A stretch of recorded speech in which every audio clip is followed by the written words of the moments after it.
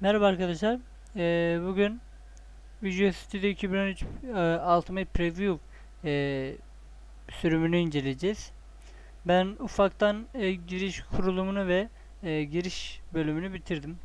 Visual Studio'yu ilk defa kurduğunuz zaman, hani girdiğiniz zaman kurulumdan sonra sizden bir account istiyor, bir Outlook veya Hotmail hesabınızı istiyor.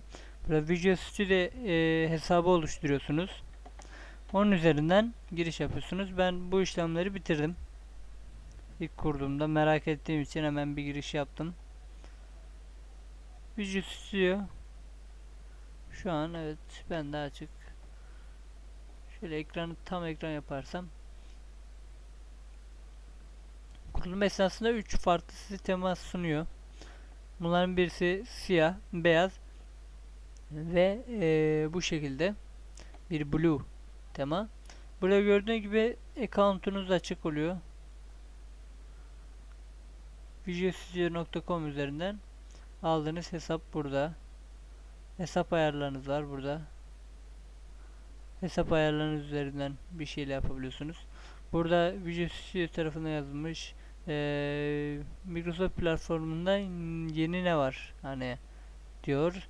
Windows var, Windows Azure var, ASP.NET, Windows Phone, Microsoft Office ve SharePoint geliştirme platformları var diyor. Bakın burada Visual Studio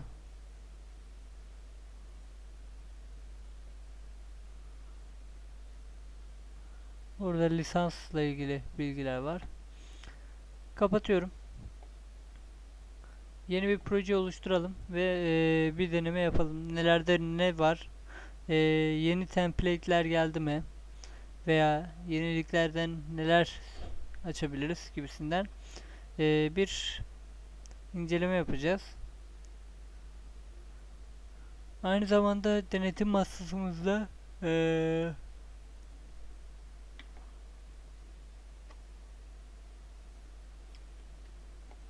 denetim masasında şey olması lazım programlar bölümünde .NET Framework 4.5.1 Preview sürümü gelmiş bulunması lazım.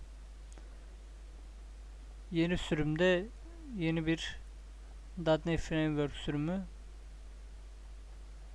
gelecekti.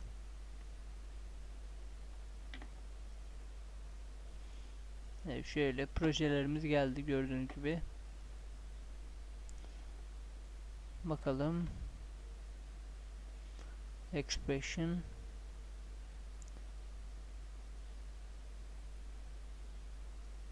Evet 4.5.1 mi? Evet. Geldi. Burada var. Preview SDK var. Evet bir tane daha geldi. Multilanguage. Evet. Şimdi burada ama 4.5 evet 4.5.1 burada projelerimiz var.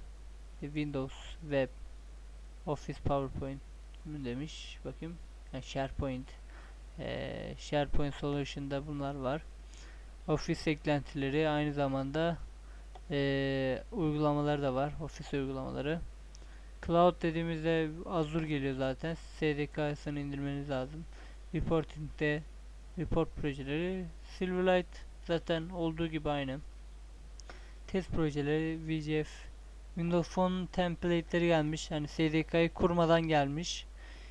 Fakat yine SDK isteyecektir ya da aldığınız telefonu bağlayıp hani onun üzerinden de çalıştırabilirsiniz. Burada iki türlü seçeneğiniz var. HTML ile gördüğünüz gibi tasarım var ama bildiğiniz tarzda değil. Aslında bir web browser gibi çalışıyor. Bu HTML5 dediğimiz sadece tasarımı hani web browser içerisine gömüyorsunuz. Bir siteyi çalıştırıyormuş gibi özellik var. 3 boyutlu uygulama geliştirme var.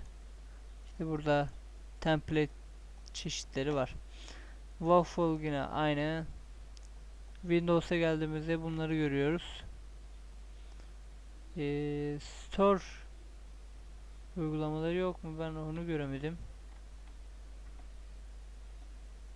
Windows servis var. Store uygulamaları yok galiba. Web'e geldiğimiz zaman burada bir ASP.NET Web Application diyor. Aynı zamanda Visual Studio 2012'nin template'leri var. Burada niye ben bir şey göremedim? Windows 8 uygulaması yok. Burada da Windows Phone var. F# Other Types.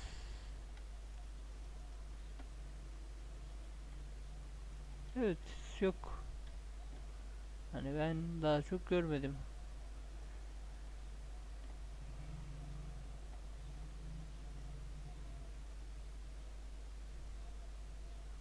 Evet, yok harbiden.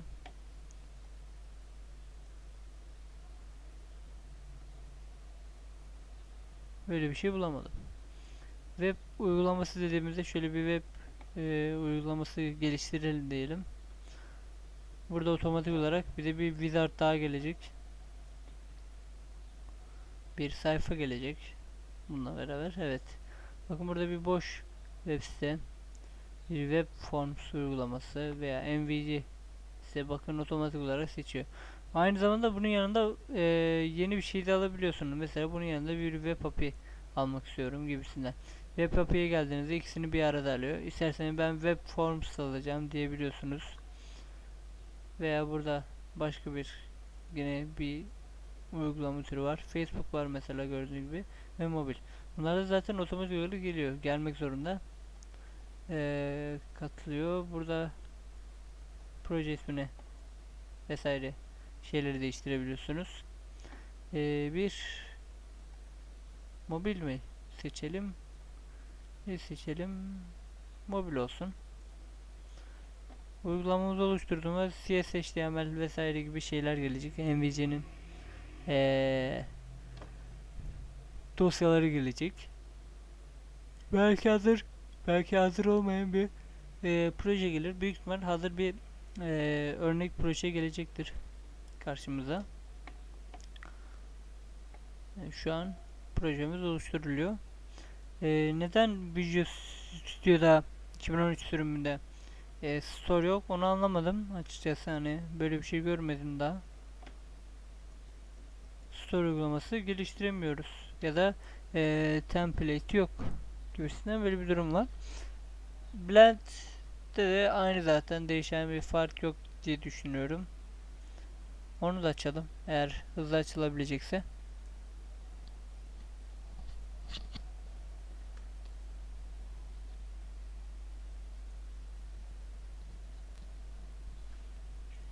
Şu an Blend de açılıyor.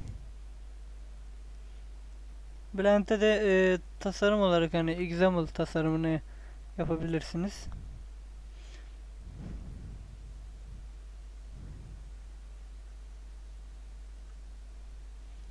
Yine Silverlight ve WPF uygulamaları geliştirip aynı zamanda Windows Phone veya Windows 8 uygulamaları da geliştirebilirsiniz. Acaba Windows Phone'la böyle birleşti mi diyeceğim. Hani projeler, template'lerin birleşti diyecektim ama orada da yoktu zaten. Bunu biraz araştıracağım. Neden Visual Studio 2013'te Windows 8'de uygulama geliştirme özelliği yok veya kapalı diyelim. Hani ben de tam olarak bilmiyorum. Belki vardır da ek olarak mı geliyor? SDK ile beraber mi geliyor? Veya bilmiyorum, hani ek bir eklenti olarak mı geliyor bu Windows 8 uygulama geliştirme? O konu hakkında hiçbir bilgim yok. Normalde Visual Studio 2012'yi kurduğunuz zaman karşınıza Store projesi geliyor ve Windows 8 Windows Phone 8 SDK alın diyor. Hani Windows Phone'da bunun tam tersi olmuş aslında biraz da. Windows 8'i kaldırmışlar. Windows Phone 8 projelerini getirmişler. Ama SDK'sız yine çalışmıyor projeler tabi. SDK içinde hani uygulamayı SDK üzerinden çalıştırabilmeniz için de gerekenler şunlar. Hyper-V olacak. Hyper-V kurulmak için de i5 ya da yani yeni nesil teknoloji işlemcilerde slot özelliği olması lazım.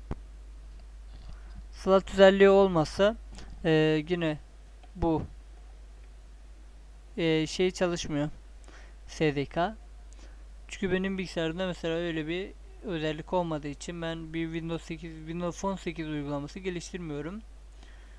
Windows Phone 8 uygulamasının daha çok hani o özellikten dolayı teskindim diyebilirim. Neden bunu bir Hyper-V'ye bağlı olarak yapmak istiyor? Hani normal Windows 8'de öyle bir şey yoktu mesela. Ama Windows 8 üzerinde çalıştığı için olabilir. Bilmiyorum. Ben de Hyper-V'nin evet açık olması lazım ama bir server bulunmamakta. Şu an web sitemiz hazır. Gördüğünüz gibi burada bir web config ikon, views'ta neler var, account vesaire vesaire.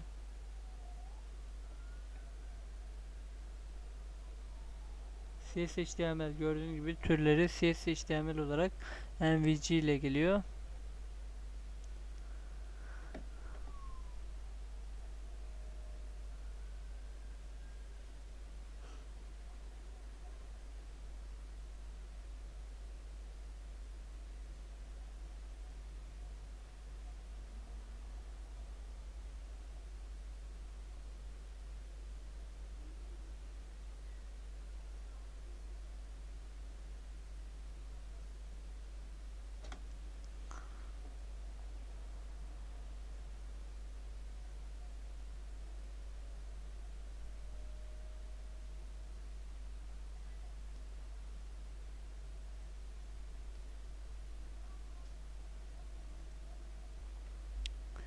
Projemizi bir çalıştıralım bakalım neler var içerisinde.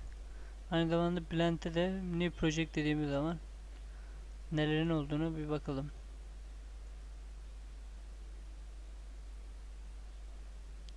Gördüğünüz gibi Blend, new project, open project yüklenirse şöyle güzelce Visual Studio derlemeye aldı, kendini yavaşlıyor. Blend'de sadece proje tiplerini göreceğiz. Hani proje oluşturmayacağım. Aynı zamanda Hyper-V'yi de açmıştık, doğru.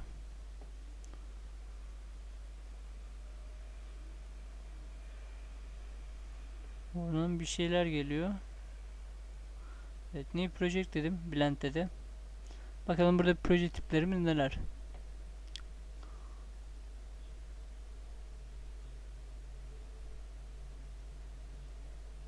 Hyper-V ek bileşenler vesaire gibi bir şey söyledi.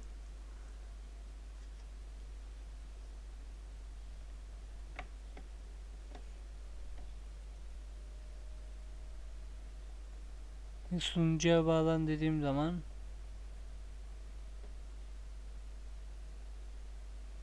yerel bilgisayardan dediğim zaman şöyle bir hata vermesi lazım. Evet, hatamı aldım. Hatamı aldım. Geri gidiyorum ben.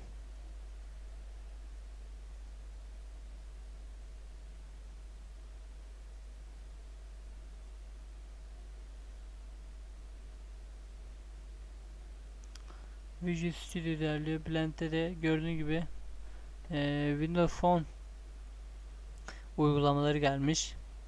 WPF olduğu gibi var. Evet, burada aynı zamanda Silverlight'ta var. Blend'de değişiklik olmayacağını düşünüyorum. Şimdi kapatalım. Web sitenin derlenmesini bekleyelim. Evet arkadaşlar, proje derlendi. Gördüğünüz gibi bir web projesi, bir mobil telefonlar için bir proje. Bakın gördüğünüz gibi burada bir web üzerinde nasıl çalışacağını görüyorsunuz. Facebook'unkine benziyor. m.facebook gibi bir görünümü var. Web proje konusunda böyle çalışıyor Visual Studio. Projeyi derlemesini bitirelim. Gördüğünüz gibi ASP projelerinde böyle bir durum var. Hani ASP.NET Web Application diyorsunuz. Sonra oradan Web Application'ın türünü seçiyorsunuz. Böylelikle size güzel bir işlevlik sağlıyor. Onun zaten template'lerinin genişleyeceğini düşünüyorum. Preview sürümünde daha sınırlı. Release olduğu zaman daha iyi şeylerin geleceğini düşünüyorum. Aynı zamanda derleme bittikten sonra daha farklı şeyler göreceğiz. Zaten 4.5.1 ile gelen yeni asenkron metotlar var. Aslında Visual Studio anlatacağım bu kadar. Daha yeni olduğu için hani ben de tam olarak inceleyemedim. Team Foundation Server detaylı anlatmak isterim. Çok önemli. Hani anlatılması gereken bir şey.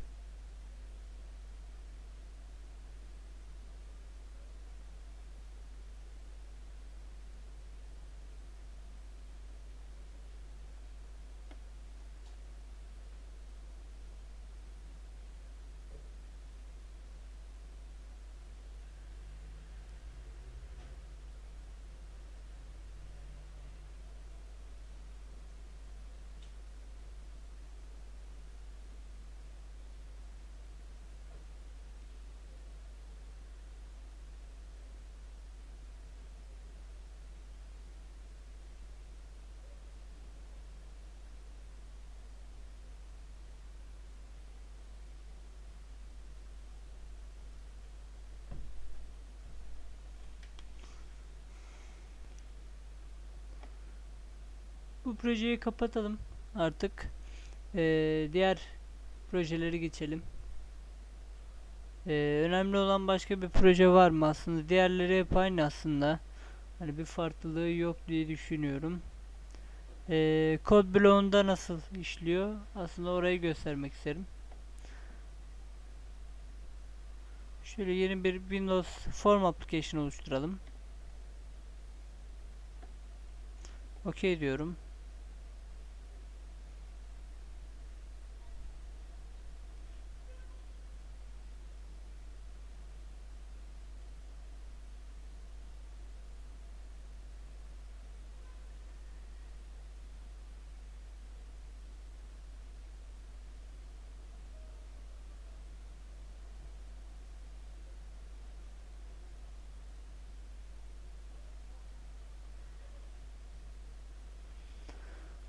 Evet, bir uygulama oluşturduk. Toolbox'ımızı açalım. Evet, şurada bir kendini hazırlasın Visual Studio. Bilgisayar yavaş olduğu için hani çok yavaşlaşıyor Visual Studio.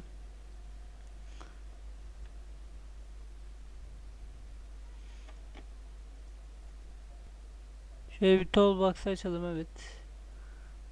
Sabitledik. Bir buton atalım. Ve ufak bir kod yazalım. Deneme açısından kod bloklarında neler değişiyor. Message box yazalım mesela. Message box nokta show dedim. Bakın otomatik olarak parantezleri kendi kendine açıp kapat bir parantez açtığımda diğer parantezi kendi otomatik olarak kapatma işlemi yapıyor. Merhaba diyorum mesela. Bunda daha neler var? Şöyle bir şeye bakayım. This nokta controls. Bakın şöyle yaptığım zaman da evet kendi otomatik geldi. Nokta text'im.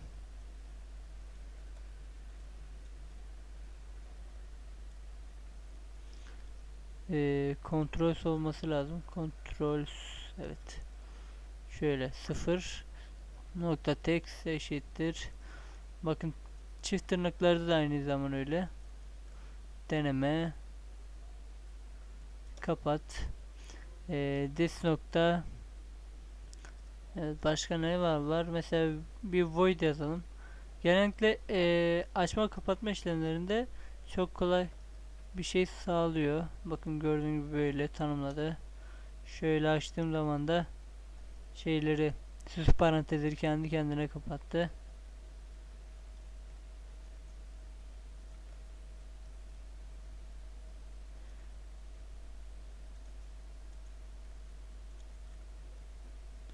Bitti diyelim. Bitirelim. Ve start diyerek projemizi derleyelim.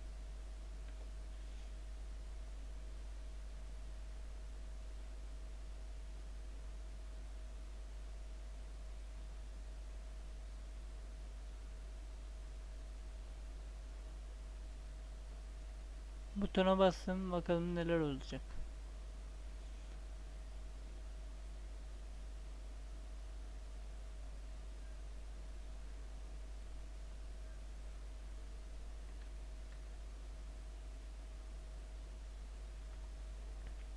Merhaba geldi. Gördüğünüz gibi deneme. Kod bloğunda da böyle kolaylıklar sağlıyor arkadaşlar. Daha birçok kolaylık var aslında görmediğimiz. Bu dersimizin sonunda, bu incelememizin sonunda bu kadar. Daha detaylı inceledikten sonra bunları size aktaracağım yavaş yavaş. Şimdilik bu kadar olacaktır benden. Bir sonraki dersimizde görüşmek dileğiyle.